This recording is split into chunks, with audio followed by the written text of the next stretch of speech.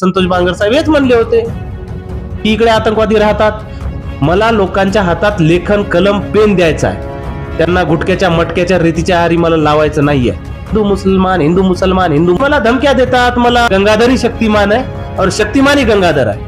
आपल्या हिंगोली शहराचं आपल्याला बीड करायचंय का? हा लंगोट बांधलेला पैलवान आहे, माझ्या नादाला कशाला लागता तुम्ही?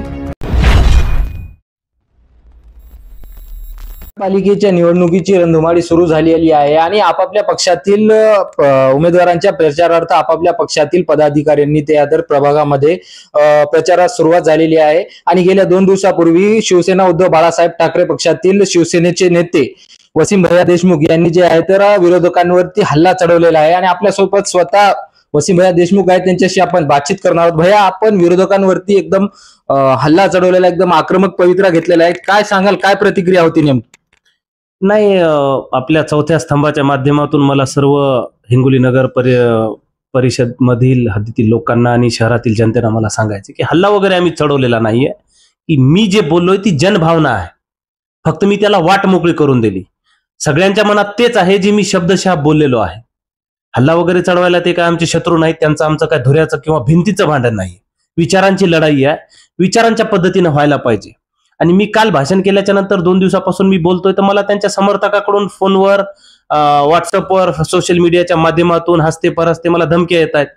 त्यांनाही मला सांगायचे की बाबा, मी भिणारा माणूस नाहीये, तुमच्यासारखे कितीतरी गुंडाळून मी इथं आलेलो आहे, माझ्या नादाला लागू नका। विचारांची लढाई आहे, विचाराने होऊ द्या। तुम्ही लोकांना मतांची भीक मागा, आम्ही सुद्धा लोकांना मतांची भीक मागत आहोत। लोक ज्यांना योग्य समजतील तो उमेदवार विजयी होईल। नक्कीच त्या प्रभागामधील जे आहे तर मुस्लिम बहुल समाज असल्यामुळे त्या प्रभागामध्ये शिवसेनेकडून जे आहे तर मुस्लिम समाजाकडून उमेदवार दिला गेला आहे, त्या अनुषंगाने मुस्लिम समाजाचे काय भावना राहतील त्यांच्या प्रती? नाही, मुस्लिम समाजाचा इथे जो थेट नगराध्यक्ष पदासाठी जो उमेदवार दिलेला आहे सगळ्यांना माहित आहे, तो शेवटच्या क्षणी जाहीर झाला। 3 ते 4 दिवसा अगोदर, म्हणजे नगराध्यक्ष पदाचा उमेदवारी अर्ज दाखल करण्याच्या 3-4 दिवस अगोदर शिवसेनेचे आमदार संतोष बांगर साहेब बुरान पैलवान साहेब यांच्या घरी जातात काय, त्यांचं मोठं एक जंगी स्वागत होतो काय, शक्ती प्रदर्शन झाल्यासारखं ते दाखवतात काय। लोकांना असं वाटलं की बुरान पैलवान साहेब शिंदे सेनेमध्ये दाखल होतात, पण आम्ही त्याच वेळेस हेरलं की हे नगराध्यक्ष पदाचे उमेदवार आहेत। आणि त्याच्यानंतर 4 दिवसांनी त्यांनी नगराध्यक्ष पदाचा उमेदवार जाहीर झाला, राष्ट्रवादीकडून त्यांनी उमेदवारी अर्ज दाखल केला। मग हे लोकांना कळून चुकलेलं आहे की गणित नेमकं काय आहे। मला सांगायचं लोकांना की गंगाधरी शक्तिमान आहे और शक्तिमानी गंगाधर आहे, तर लोक त्यांच्या त्या जाळ्यात अडकणार नाहीत, मुस्लिम मतांची विभागणी होणार नाही। तुमच्या माध्यमातून सुद्धा मला मुस्लिम मतदारांना सांगायचं आहे की ओळखा, आणि मी तुमच्या माध्यमातून मुस्लिम मतदारांनी, शहरातील तमाम मतदारांना मी आवाहन करतोय की बाबा, आपल्या हिंगोली शहराचं बीड करायचंय का? आपल्या हिंगोली शहराचं आपल्याला बीड करायचंय का? मला लोकांच्या हातात लेखन कलम पेन द्यायचा आहे, त्यांना गुटक्याच्या मटक्याच्या रेतीच्या आहारी मला लावायचं नाहीये। म्हणून मला त्यांना थेट आवाहन करायचं आणि नम्र विनंती करायची आहे की एका चांगल्या माणसाला आणि चांगल्या विचारांच्या माणसाला, चांगल्या प्रवृत्तीच्या माणसाला आपल्याला निवडून द्यायचंय, ना की आपल्याला शहरामध्ये गुंडागर्दी वाढवायची आहे। म्हणून मला अपील करायची आहे की शिवसेनेच्या बाजूने उभे राहा, उद्धव सेनेच्या बाजूने उभे राहा, विनायकांना भिसेच्या मागे उभे राहा, जेणेकरून आपल्याला शहरामध्ये चांगलं एक सौहार्दाचं, खेळीमेळीचं वातावरण ठेवता येईल आणि शहरातली, जिल्ह्यातली जनता हिंदू मुसलमान हिंदू मुसलमान हिंदू मुसलमान याला कंटाळलेली आहे। मी परत सांगतोय की मी शिव फुले शाहू आंबेडकर विचारधारेचा कट्टर पाईक आणि समर्थक आहे। शहरामध्ये आणि जिल्ह्यामध्ये धार्मिक वातावरण दूषित होणार नाही याच्यासाठी मी प्रयत्न करतोय आणि शेवटपर्यंत करत राहीन। आणि मला मतदारांना सुद्धा आवाहन करायचंय तुमच्या माध्यमातून की अशा भूलथापांना बळी पडू नका, आपण सर्व एक आहोत, बस एवढी मला विनंती करायची आहे। आणि मला परत मी सांगणं आहे तुमच्या माध्यमातून की शहराचं वातावरण आपल्याला गढूळ करून घ्यायचं नाही आणि करू द्यायचं नाही। नेमकं निवडणुका लागल्या की वाळू, गुटखा, मटका व इतर गोष्टींना उधाण येते, निवडणुकीच्याच वेळी हे नेमके धंदे आहे कोणाचे?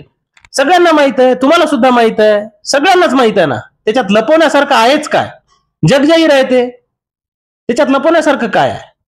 आणि मला धमक्या देतात, मला फोन करतात, व्हॉट्सअपला, फेसबुकला मला मेसेज येत आहेत, त्यांचे कॉमेंट्स येत आहेत। आता त्यांना वाटतं की वसीम देशमुख नवीनच पोरगा आला काय की मैदानात। अरे मी ताऊन सुलाखून निघालेला, मालिश लावून तेल करून मालिश झालेला लंगोट बांधलेला पैलवान आहे, माझ्या नादाला कशाला लागता तुम्ही? नक्कीच, पण तुमच्या प्रभागामध्ये तुम्ही म्हटलं गेले की बाबा याच्या ठिकाणी आतंकवादी राहतात, मग तुमच्या प्रभागामध्ये हे कोण उद्देशून म्हटलं होतं की आतंकवादी राहतात? हो, याच्या अगोदरच्या नगरपालिकेच्या निवडणुकीलाच म्हणले होते. आत्ताचे जे विद्यमान आमदार आहेत संतोष बांगर साहेब हेच म्हणले होते की इकडे आतंकवादी राहतात. मागच्या लोकसभेला 2000 आत्ताची जी लोकसभा निवडणूक झाली तर बाबूराव कदम यांच्या कोळीकर यांच्या प्रचारात म्हणले होते की आम्हाला मुस्लिम मतांची गरज नाही.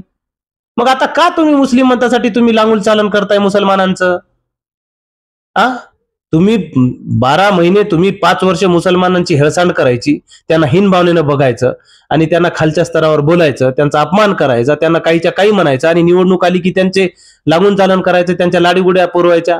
काही तुमच्या मागे फिरणारे काही चमचे असतील ना, पण त्या चमच्याच्या मागे समाज नाहीये हे सांगायचंय मला.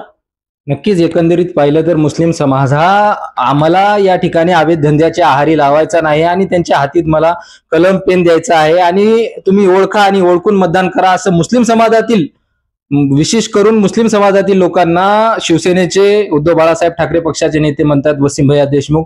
पहा, अशाच नवनवीन अपडेट बघण्याकरिता पाहत राहा 4था स्तंभ हिंगोली.